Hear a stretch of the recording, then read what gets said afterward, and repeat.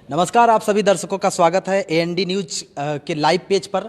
मेरा नाम संजय सिंह चौहान है और आज मैं जहां पर पहुंचा हूं बहुत ही प्राचीन और ऐतिहासिक दरबार है, उसके बारे में बताएंगे। जो मुद्दा हमने रखा था उसके बारे में बताएंगे। सबसे पहले आपको बता दूं, सिद्धपीठ बाबा बालकनाथ सिद्धपीठ पे आज हम मौजूद हैं। ये सेक्टर 62 में है और हमारे साथ में बातचीत के लिए स्वामी धीरज जी महाराज उपस्थित हैं, आप देख सकते हैं। सबसे पहले आप ये सुंदर नज़ारा देख लीजिए, क्योंकि 2 महीने से ऊपर का वक्त गुजर गया। लॉकडाउन में सभी लोग लॉकडाउन का पालन कर रहे हैं, अपने ही घरों में कैद हैं, लेकिन जिस तरीके से आज ये सुंदर भव्य नज़ारा है, कहीं ना कहीं हमारी आत्मा को भी शांति देगा। बहुत सारी बातें करेंगे। महाराज जी हमारे साथ में उपस्थित हैं। सबसे पहला सवाल हम महाराज जी से जानेंगे कि अयोध्या में राम मंदिर निर्माण शुरू हो चुका है, जिसका सदियों से इंतजार था। कई पीढ़ियाँ गुजर गईं, कई पीढ़ियाँ चली गईं और देख नहीं पाए, लेकिन हम धन्य हैं जो हमारे आंखों के सामने सुंदर राम मंदिर निर्माण का कार्य शुरू हो चुका है और आने वाले दिनों में हम उस भव्य दरबार का दर्शन भी करेंगे। महाराज जी से ही जानने की कोशिश करेंगे। सबसे पहले तो आपको बहुत बहुत धन्यवाद एएनडी न्यूज़ परिवार की ओर से। और मेरा पहला सवाल यही रहेगा कि जो भव्य राम मंदिर निर्माण का कार्य शुरू हुआ है, कितनी खुशी है, और आपने तो बहुत अच्छी और बहुत करीब से देखा होगा इस सारी मुद्दों को, क्या कहना चाहेंगे इस पर? सबसे पहले मैं एएनडी न्यूज़ और इसके editor in chief Sanjay Singh Chauhan का स्वागत करता हूं, जो इस लॉकडाउन में, जिसमें आप ये मान के चलो कि आपको ये पता नहीं है कि ये साइलेंट किलर है, सामने वाला कौन है, वो क्या आपके लिए लेके आया है। लेके तो सिर्फ मौत ही आया है, लेकिन है कौन। अपनों से भी बात करने का डर लग रहा है। इसमें भी आप अपने इस कर्तव्य निष्ठा को बहुत अच्छे से निभा रहे हैं, इसलिए आप धन्यवाद के पात्र हैं। अभी आपने पूछा कि राम मंदिर के बारे में, तो मैं आपको बता देना चाहता हूं कि ये इच्छा शक्ति की कमी से अब तक लटका रहा। जिन सरकारों के कानून मंत्री ये कहें कि हमारे जीते जी तो कभी बनेगा नहीं, और वही उसकी पैरवी भी कर रहे हैं, उनके वकील भी हैं। मैं नाम भी नहीं लेना चाहता अपनी ज़बान पे, हैं वो कपिल सिब्बल। नाम इसलिए नहीं लेना चाहता कि मुझे वो है, लेकिन ऐसे घृणित आदमी का नाम लेना अच्छा नहीं लगता मुझे जी।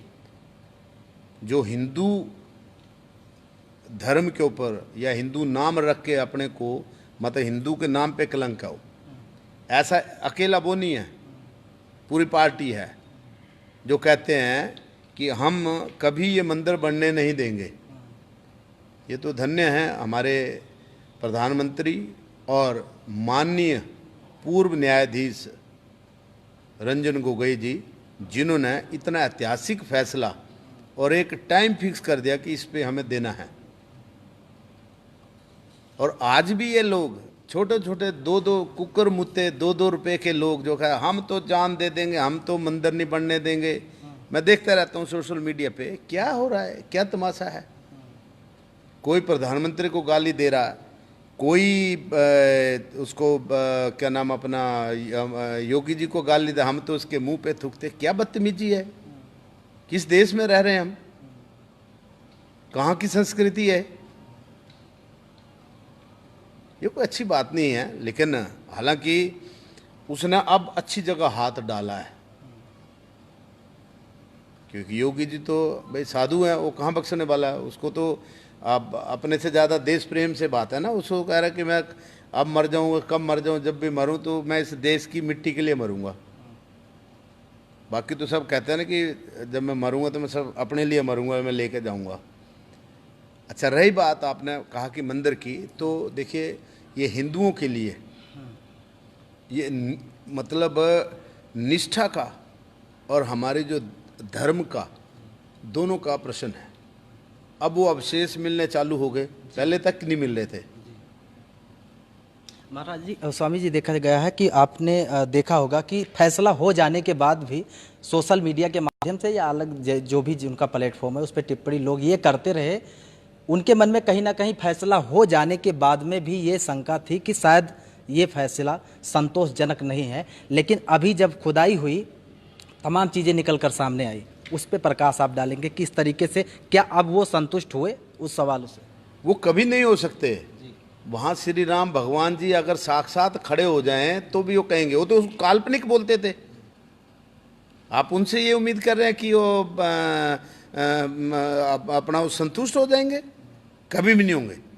अगर मैं कह रहा हूँ कि श्री राम भगवान जी वहाँ साक्षात बैठ जाएं, जो इतनी सब चीज़ों को काल्पनिक बताते थे, उनसे क्या उम्मीद कर रहे हो आप? वो कभी संतुष्ट नहीं हो। और हमें उनको संतुष्ट करने का ठेका थोड़ी है हमारा। तो हम अपने धर्म की बात करते हैं, हम दूसरे के धर्म की इज्जत करते हैं, लेकिन हम अपने धर्म को मानते हैं।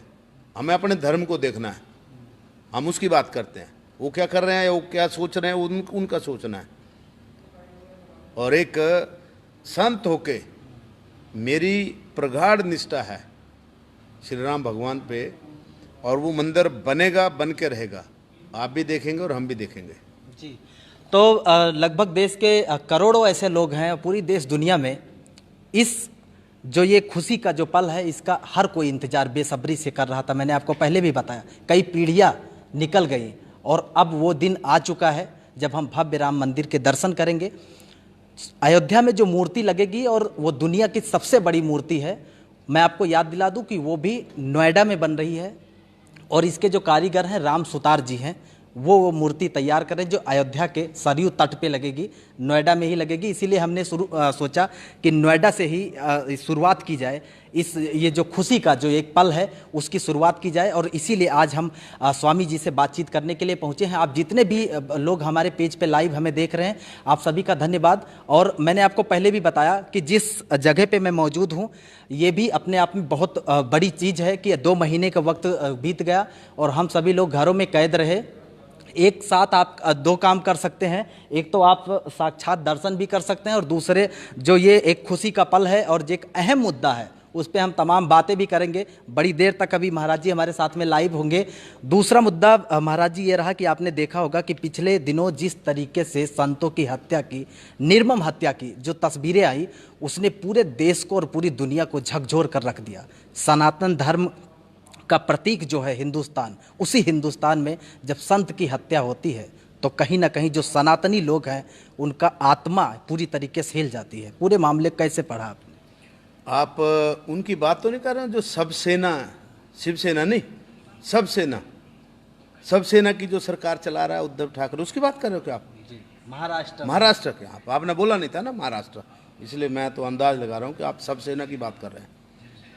धिक्कार है उस पर कि उस बाप के घर ऐसी औलाद पैदा हुई है। जो बाप हिंदुत्व का शेर माना जाता था, वो कहाँ से गीदड़ उसने पैदा कर दिया। ये सत्ता के लालच में जो आज तक कहीं ग्राम का वार्ड पंच नहीं बना, उसको उठा के चीफ मिनिस्टर बना दिया। आप देख रहे हैं वहाँ का क्या हाल है। देश में सबसे ज़्यादा कोरोना अगर कहीं फैला है तो वो सिर्फ और सिर्फ महाराष्ट्र में है। क्यों? एक इनकैपेबल आदमी को, जिसको पता ही नहीं है, और सबसे बड़ी बात जो है, जो मदारी हैं पीछे, भाई बंदर को जो सिखाओगे तो मदारी तो डुगडुगी से सिखाता है ना। जो पीछे वाले मदारी हैं वो बेचते हैं पूरे भारत को, उसको आगे पकड़ के और फिर उसको कह रहे हैं बेटा तू ऐसे कर, तू ऐसे कर। क्योंकि अगर वो ये सीख गया कि राजनीति कैसे करनी है, फिर तो दिक्कत हो जाएगी उनके लिए। लेकिन मेरी आत्मा बोलती है कि जल्दी वो अपदस्थ हो जाएगा, उसका समय बहुत ज़्यादा नहीं है, ऐसा मेरा मानना। और मैं उस जो भी वहाँ साधुओं की हत्या हुई है उसकी घोर भर्त्सना करता हूँ, घोर। उसका जितनी निंदा की जा सकती है, जी की जाए, उतनी ही कम है। क्योंकि वो ऐसा है कि ऐसी माँ का बेटा बन गया है जिनको जगह जगह सिर्फ धर्मांतरण कराना है, इसके अलावा उनका कोई दूसरा कोई वो है ही नहीं। वहाँ के एक मिनिस्टर ने वो दे दिया कि बोला जी मंदिरों में जितना सोना है, जितना मंदिरों की संपत्तियाँ, वो सरकार ले ले। जो पूर्व में मुख्यमंत्री भी रहा, कैसे उसने उस प्रदेश को लूटा होगा, चलाया होगा, क्या उसकी मानसिकता होगी, ये तो उसके उस कथन ने दर्शा दिया। इनको सिर्फ हिंदुओं के मंदिर और हिंदुओं की संपत्ति दिखाई देती है। इन्होंने ये तो कभी नहीं कहा कि मरकज वाले जो आके पूरी दुनिया में फैला के चले गए, आज तक वो जो इनका जो मरकज वालों का पितामह है, अब साद या क्या नाम, मौलाना साद है, वो नहीं मिला। अब देख रहे हो आप, ये सरकार है, आज तक उसका पता नहीं लगा पाए। महाराज जी, इसी से जुड़ा एक सवाल और भी जानना चाहूँगा। आपने देखा होगा जो कोरोना वॉरियर्स थे, जो देश को बचाना चाहते हैं, हमें और आपको और हमारे परिवार को बचाना चाहते हैं, उनके ऊपर पत्थर बरसाया गया। ये लोगों की मानसिकता है। इसी हिंदुस्तान में वो भी लोग जीते हैं जिन्होंने कोरोना वॉरियर्स के ऊपर फूल बरसाया, और इसी हिंदुस्तान में वो लोग भी जीते हैं जिन्होंने उनके ऊपर पत्थर बरसाए। हमारा दुर्भाग्य है, हमारा दुर्भाग्य है ये, क्योंकि हिंदू संगठित नहीं है, हिंदू कमज़ोर है। आप एक मुसलमान को कुछ कह के दिखा दो, 1000 मुसलमान वहाँ इकट्ठा हो जाता। एक हिंदू पिट रहा हो, कोई पूछने को नहीं जाता। पुलिस के सामने संत की पीट पीट के हत्या कर दी, और पुलिस ने संत को भीड़ में धकेल दिया और छोड़ के आगे निकल गया। ये तो आपकी पुलिस है। और रही बात, मैं तो ये कह रहा हूँ कि वो जो थूक रहे हैं या जो उनको पीट रहे हैं या लाता मार रहे हैं या अपशब्द बोल रहे हैं, उनको छोड़ दो ना उनके हाल पे। उनका इलाज क्यों कर रहे हो तुम? क्योंकि वो तो मरने के लिए आए ना, वो तो मानव बम थे। वो तो वहाँ से अपने घर में अपने घर वालों को पैसे जमा करवा के कि हाँ जी मेरी इतनी वैल्यू है मेरे मरने की, वो तो मानव बम है। जैसे आतंकवादी हैं, उनको उनमें और आतंकवादियों में क्या फ़र्क है?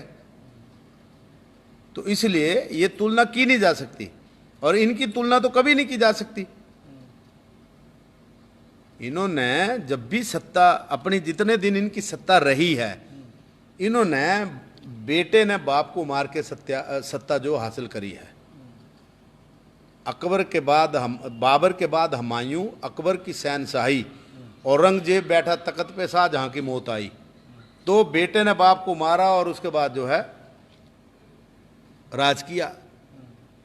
तो इनके ऊपर कहाँ भरोसा कर रहे हो? हमें और भरोसा में इनको करने की क्या जरूरत पड़ी है?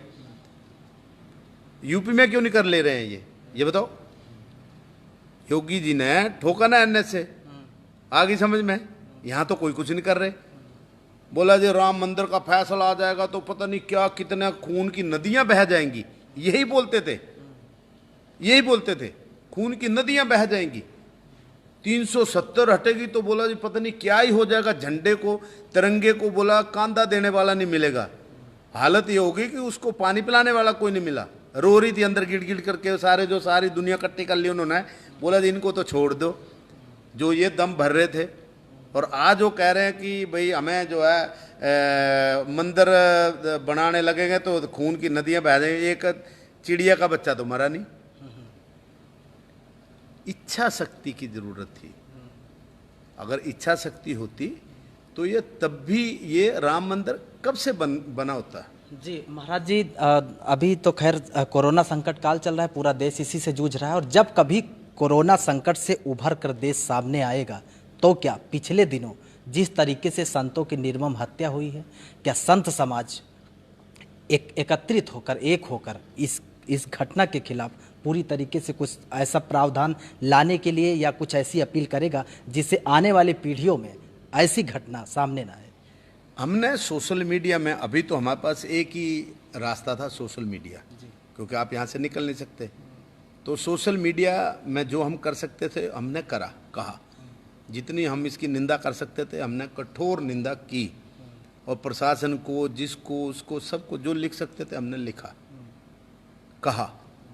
लेकिन जब भी संत समाज एक आवाज़ देगा, मैं सबसे पहला आदमी हूँगा वहाँ इस कार्रवाई में उनके खिलाफ बोलने के लिए, जाने के लिए। क्योंकि मैं अपने समाज के लिए, अपने धर्म के लिए मैं कहीं पीछे नहीं हटूंगा। मेरी जहाँ जैसी भी ज़रूरत होगी मैं उस ज़रूरत के हिसाब से वहाँ सारे काम करूँगा। मैं जिस काबिल भी हूँ मैं वो सब देश के लिए मैं सब कुछ करूँगा। महाराज जी, बहुत सारे लोग हमारे पेज पे भी हमें लाइव देख रहे हैं। आप जितने भी लोग हमें लाइव देख रहे हैं, आप सभी का धन्यवाद।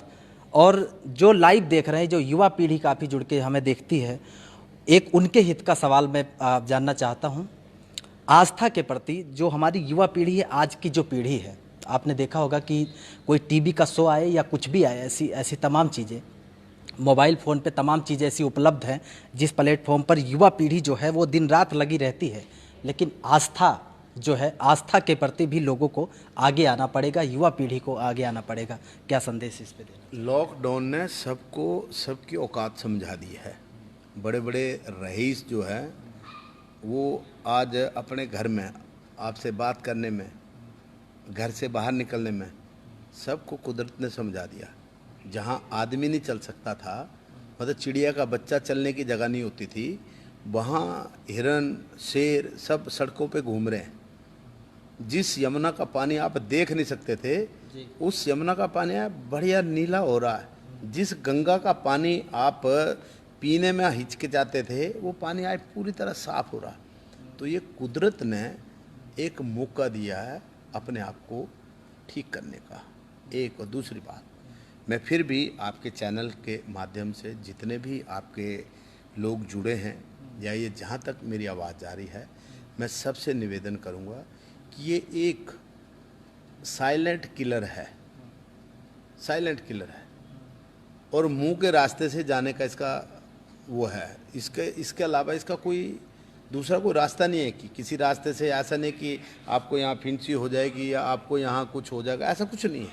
ये मुंह के रास्ते से ही अंदर जाएगा। तो हमें एक तो सोशल डिस्टेंस जो है उसको मेंटेन करना है, बार बार आपके हाथों को धोना है।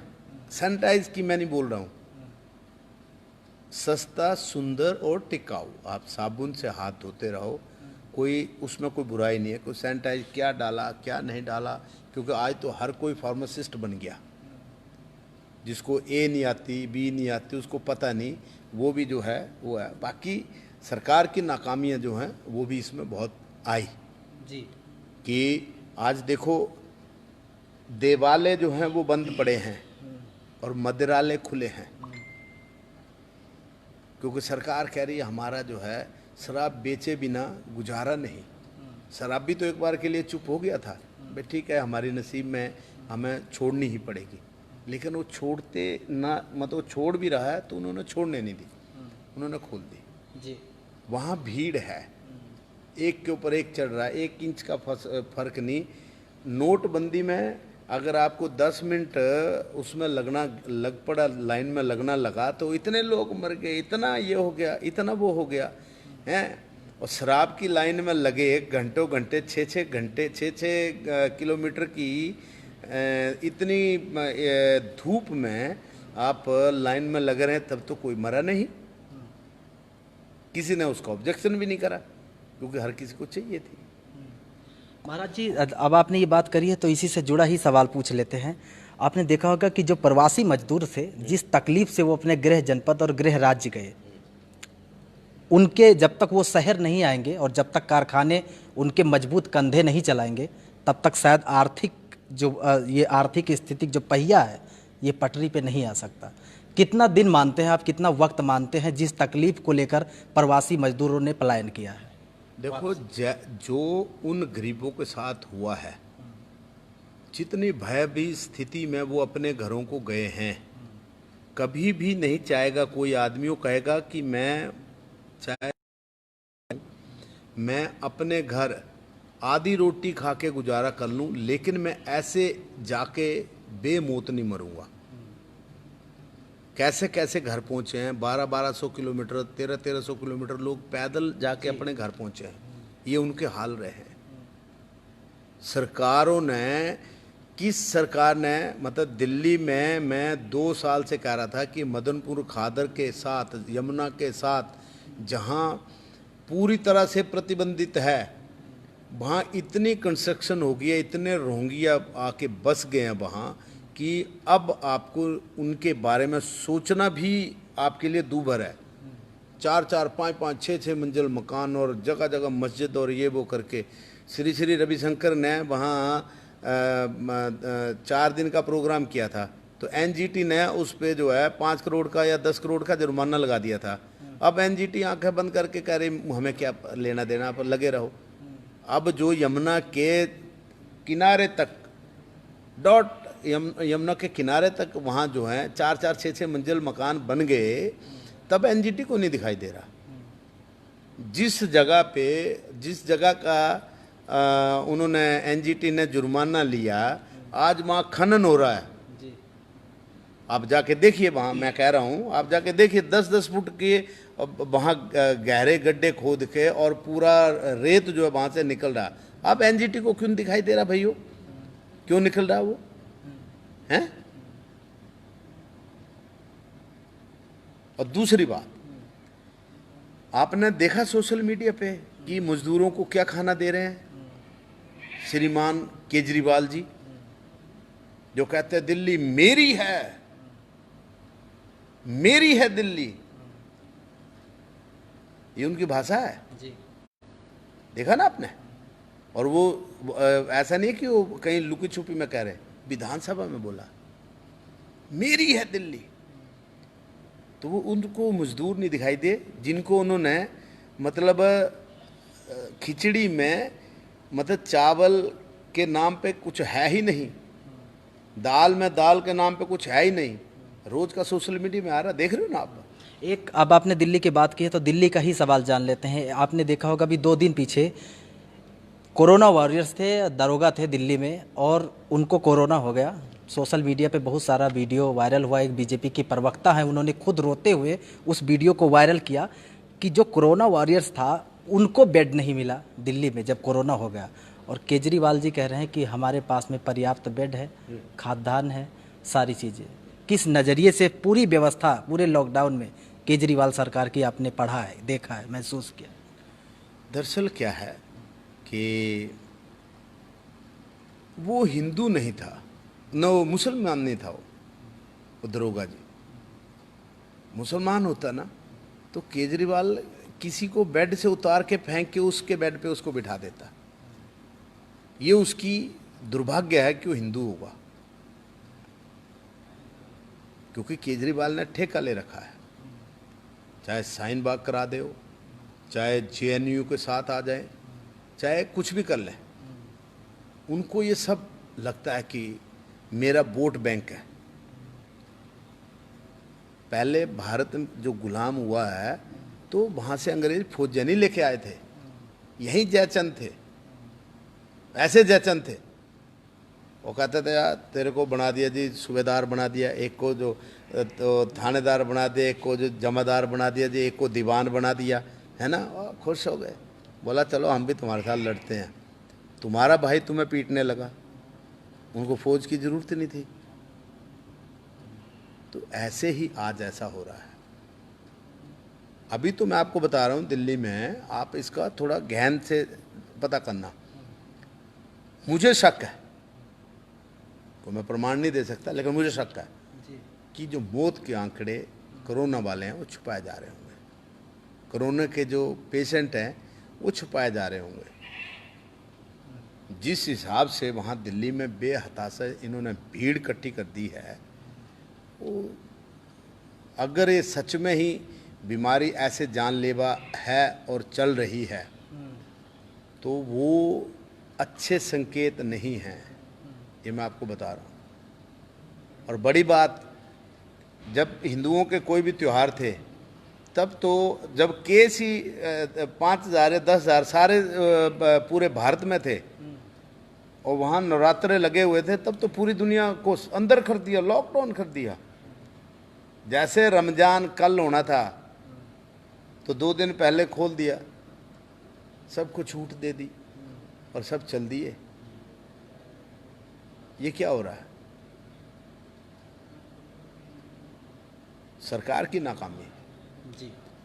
अभी 20,000 करोड़ रुपए आपने वो दे दिया, बोला जी हमने तो आपको 20,000 करोड़ रुपया जो दे दिया।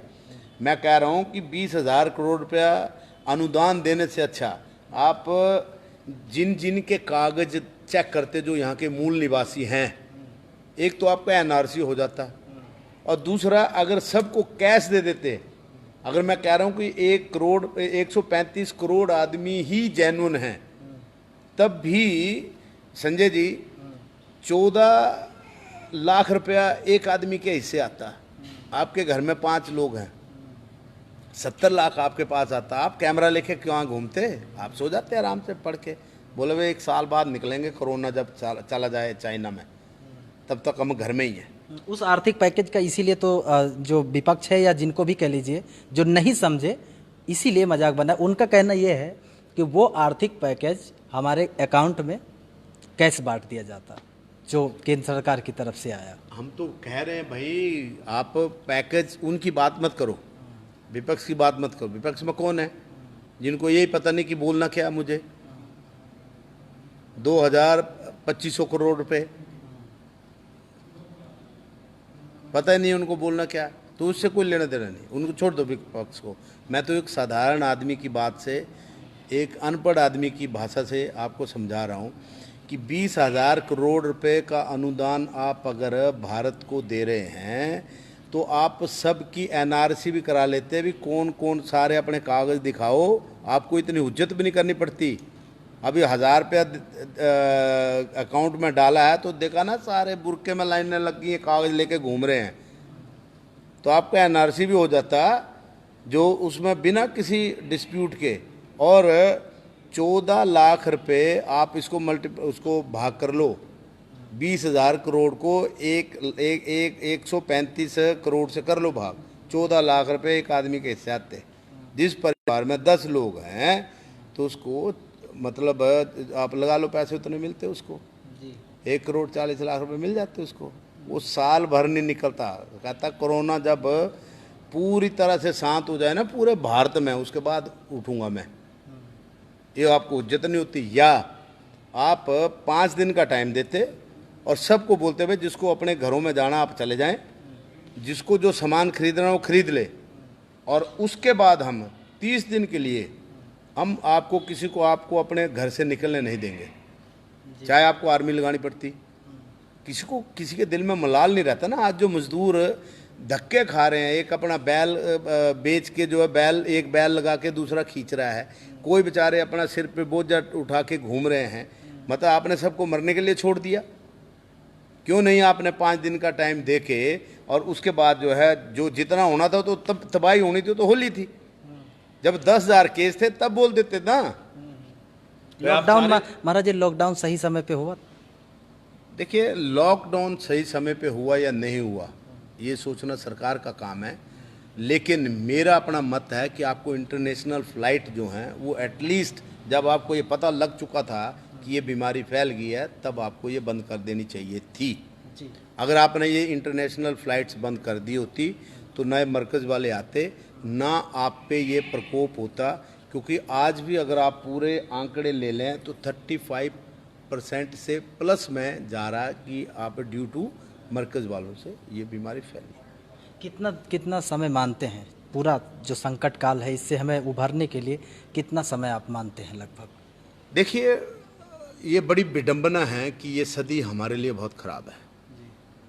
आप देखना कि जिन ग्रहों का, मैं आपको मतलब वो एस्ट्रोलॉजी के हिसाब से बता रहा हूँ कि जिन ग्रहों का अभी संयोग बना, ये 1947 में हुआ था, तो आप देख लीजिए कितने कत्लेआम हुए।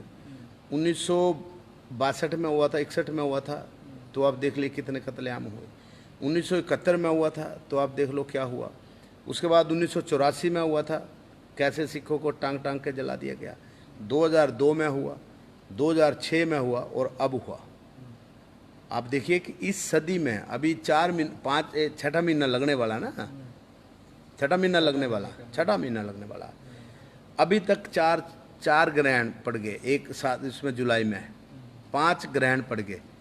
हमने इस मंच से ही, आप मेरे YouTube पे जाएंगे, क्योंकि सिद्धपीठ का बाबा बालकनाथ सिद्धपीठ सेक्टर 62 नोएडा के नाम से YouTube चैनल भी है। आप इस पे जाएंगे तो आप देखिए कि हर संडे का कार्यक्रम रहता है उसमें। तो उस मैंने जो 20 तारीख से पहले का संडे है दिसंबर का, मैंने तभी कह दिया था कि फर्स्ट फेज आपका बुरे समय का चालू हो गया है, जो 20 दिसंबर से 20 जनवरी तक रहेगा। उसके बाद मैंने 17-18 जनवरी, मतलब 20 जनवरी से पहले फिर मैंने बोल दिया था कि ये जो अभी देखा आपने ये तो ट्रेलर था, लेकिन पिक्चर अब आएगी जो 20 जनवरी के बाद चालू होगी, और वो इतनी भयानक होगी जिसकी आपने कभी कल्पना नहीं करी होगी जी। तो कुछ आगे का भी तो अंदाजा, जो समय है, बीता समय तो मैं नहीं ला सकता ना कि मैंने उसमें डाल दिया, आप उसको चेक कर लीजिए। एक और दूसरा, अब आप पूछ रहे हैं आगे की बात, मैं आगे का बता देता हूँ। 5 तारीख का चंद्र ग्रहण है, 6 तारीख का चंद्र ग्रहण है, उसके बाद 21 जून का जो है आपका सूर्य ग्रहण है, उसके बाद 15 जुलाई का फिर चंद्र ग्रहण है। ये कहीं जाके सितंबर में लोगों को अब कोरोना इतना डरावना नहीं है जितने आप डर गए हैं, वो स्वाभाविक है। मैं तो पहले कहा कि साइलेंट डेथ है, साइलेंट मौत है। हम कोरोना से इतने भयभीत नहीं होंगे, भाई जिसको हो गया उसको तो हो ही गया, क्या कर सकते हो आप। लेकिन जो इसका डर हो गया लोगों में, इस डर को निकलने के लिए जो एस्ट्रोलॉजिकली जो सिस्टम है, जो ग्रह हैं, ये सितंबर से पहले गवारा नहीं करते जी।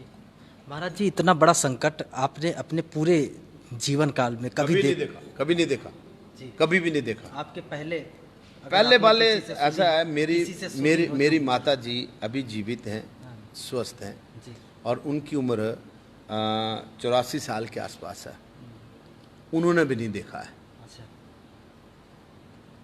तो अब मैं तो वो जो आज जीवित हैं और जी उस एज तक के हैं उन्हीं को पूछ सकते हैं।